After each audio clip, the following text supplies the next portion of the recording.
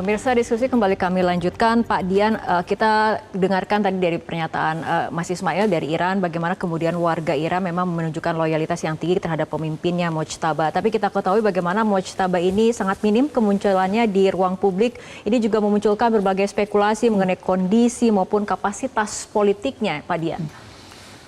Terima kasih. Sebelumnya saya mau sedikit menambahkan. Mungkin dalam beberapa hal, mungkin meluruskan apa yang saya pahami. Dari pernyataan bahwa berkibarnya bendera merah itu seakan-akan nadanya itu adalah balas dendam, adalah kemarahan, yang konotasinya negatif. Buat saya, pemahaman saya, bendera merah itu satu penghormatan terhadap orang penting. Seperti dikibarkan waktu Qasem Soleimani tewas di Irak. Itu bendera merah berkibar. Kalau yang rakyat biasa bendera hitam, seperti kita bendera kuning. Tapi kalau dikatakan kemarahan tidak, karena buat saya arti kedua dari bendera merah adalah perlawanan. Beda ya sama balas dendam, konotasinya. Perlawanan itu artinya apa? Perlawanan terhadap kesewenang-wenangan, penindasan, penjajahan yang dilakukan oleh siapapun terhadap pihak yang lemah. Dalam hal ini jelas kepada si Trump. Nah, dalam konteks tadi masyarakat Iran sendiri bagaimana? Tolong diingat, masyarakat Iran itu buat saya masyarakat pencinta damai. Jadi tidak ada sejarahnya Iran memulai perang. Termasuk ketika perang Iran-Irak. Ketika revolusi baru selesai, Irak yang menyerbu dibantu siapa lagi? Amerika juga. Nah, berhasil diusir. Sekarang apakah Iran memulai perang? Iran diserang. Iran membalas. Dalam konteks membalas itu mungkin orang bayangannya, wah Qasem Soleimani tewas akan dibalas. Kan juga tidak. Balasannya Iran kan tetap terarah. Ke Ali Khamenei juga terarah kepada pangkalan Amerika dan sebagainya. Nah, kalau dibilang itu jadi itulah klarifikasi saya. Tapi kembali kepada ketidakmunculannya Mojtaba, buat saya kalau beredar spekulasi biasa. Berkali-kali Ali Khamenei tidak muncul pun dibilang ada yang sakit, ada yang bahkan meninggal, walaupun belum ada perang ini. Hal yang biasa, semua dilontarkan oleh musuhnya mengingat berbagai cara mereka untuk melemahkan kondisi masyarakat. Terbukti sehat selalu dan tewas justru dibom secara brutal. Juga Khomeini yang pertama, sama karena waktu berkuasa sudah berusia 79 tahun, dianggap tidak akan lama. Makanya upaya menggoyang Khomeini yang dulu itu juga bertubi-tubi. Upaya pembunuhan bertubi-tubi. Nah, buat saya ketidakmunculannya kalau mau dispekulasikan seperti apapun silakan kalau ada faktanya. Segala kemungkinan memang menjadi bisa. Artinya mulai dari katanya cedera lah, luka parah lah, sampai yang selamat. Buat saya semuanya bisa. Tapi kan tidak ada buktinya. Jadi kalau tidak ada buktinya saya cuma begini. Sejauh ini kan kita bisa melihat fatwa-fatwa Mojtaba tetap keluar dalam rangka mengarahkan tim delegasinya berunding sama Amerika misalnya. Saya kira itu bukan berasal dari tim berunding itu, pasti ada otoritas di atasnya yang memberikan mandat untuk bersikap seperti ini terhadap Amerika. Nah, saya yakin itu masih peranan Mojtaba ada di sana. Bahwa dia dalam keadaan seperti apa, saya nggak mau berprasangka. Jadi kita lihat saja kapan akan muncul. Nah, kalau memang tadi yang dikhawatirkan Mbak Fitri bahwa kalau tidak muncul apa yang akan terjadi? Buat saya tidak ada yang masalah.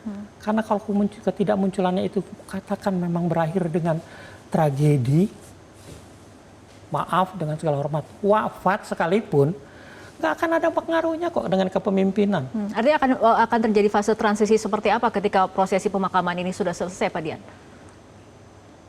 Setelah prosesi ini, buat saya perundingan tetap akan berlangsung karena itu jadi prioritas dan prioritas ini buat saya penting.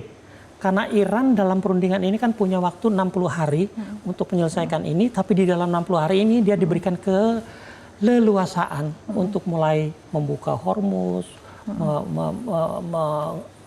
menjual minyaknya dan sebagainya. Buat saya ini peluang yang oleh Iran pasti tidak akan disia-siakan. Artinya apa? Kalau dalam MOU ditetapkan 2 bulan kurang kan bisa diperpanjang. Buat saya kemungkinan besar perpanjangan gencatan senjata ini akan berlangsung. Karena ini membuat bukan hanya Iran, tapi si Trump sendiri bisa konsolidasi di dalam negeri menghadapi masalahnya dia. Oke.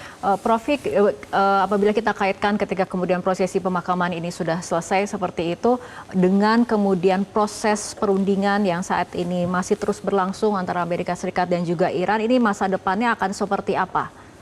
Ya, mudah-mudahan sih memang bisa sampai pada ujungnya ya, yaitu perjanjian perdamaian. Kalaupun Trump pada saat sekarang melakukan ancaman-ancaman, sebenarnya mungkin saya menduga bahwa itu lebih untuk kepentingan di dalam negeri.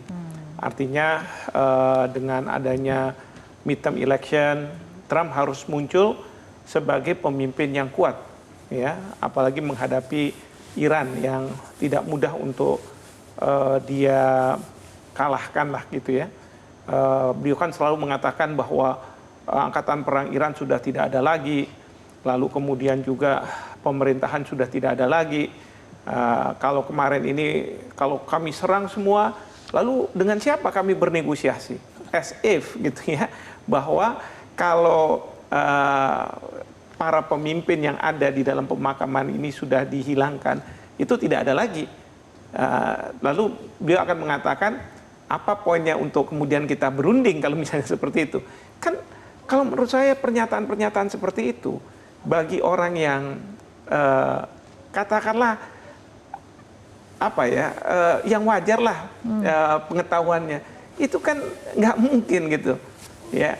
Nah, jadi menurut saya ini lebih untuk kepentingan Trump di dalam negeri ketimbang untuk di luar negeri. Sehingga apa yang sedang dilakukan perundingan terhadap detail dari MOU ini menurut saya tetap akan berlangsung, dan saya salut dengan Perdana Menteri Pakistan ya yang hadir, karena beliau tahu bahwa sebagai mediator beliau harus dalam posisi yang netral.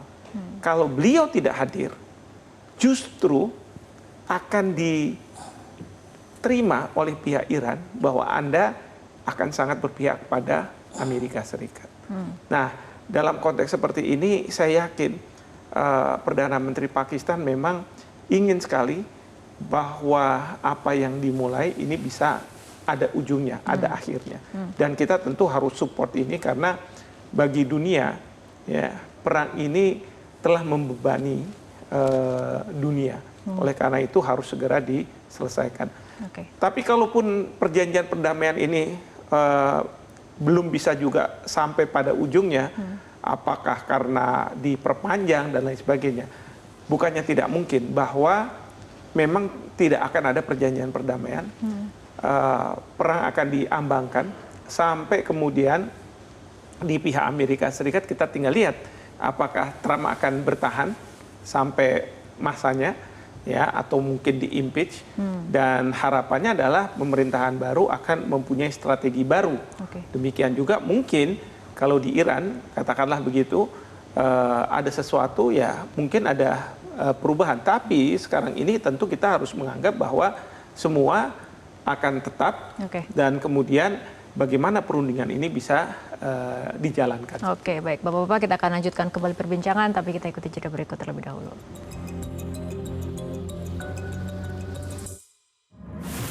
Jelajahi cara baru mendapatkan informasi. Download Metro TV Extend sekarang.